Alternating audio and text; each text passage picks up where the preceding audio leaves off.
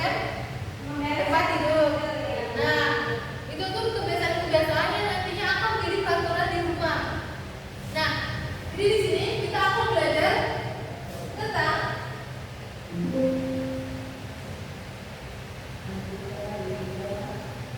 mengenal norma, hak, dan kewajiban.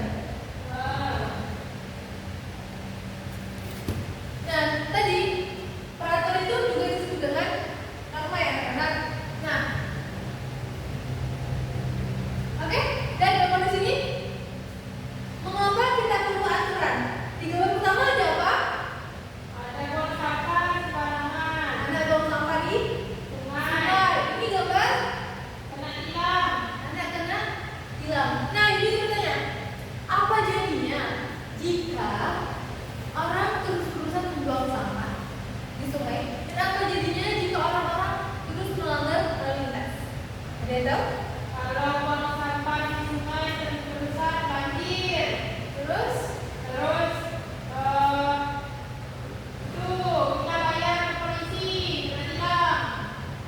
oke, kena tilang. Nah, jadi anak-anak, dari dua gambar ini kita dapat melihat ini merupakan hal-hal yang tidak baik atau negatif. Pertama, buang sampah di sungai. Buang sampah saja sudah salah, apalagi buang sampah di sungai. Terus kena tilang. Kenapa tidak atau melanggar peraturan lalu lintas? Nah, harusnya pengertian norma. Jadi, anak-anak, norma itu adalah aturan yang mengatur perilaku masyarakat agar kehidupan berjalan tertib dan harmonis. Norma dibuat berdasarkan kebiasaan.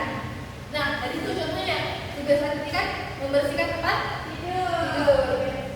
Terus, nilai-nilai dan aturan hukum dalam suatu masyarakat. Jika melanggar norma, maka akan mendapat sanksi sesuai dengan jenis norma. Contoh ringkas, membantu teman yang kesusahan mengantri dengan tertib saat dia mengambil makanan. Ayo sini aku bantu berdiri. Terima kasih ya sudah bantu. Nah, itu merupakan pengantin dari norma yang dimana dalam itu sama dengan peraturan.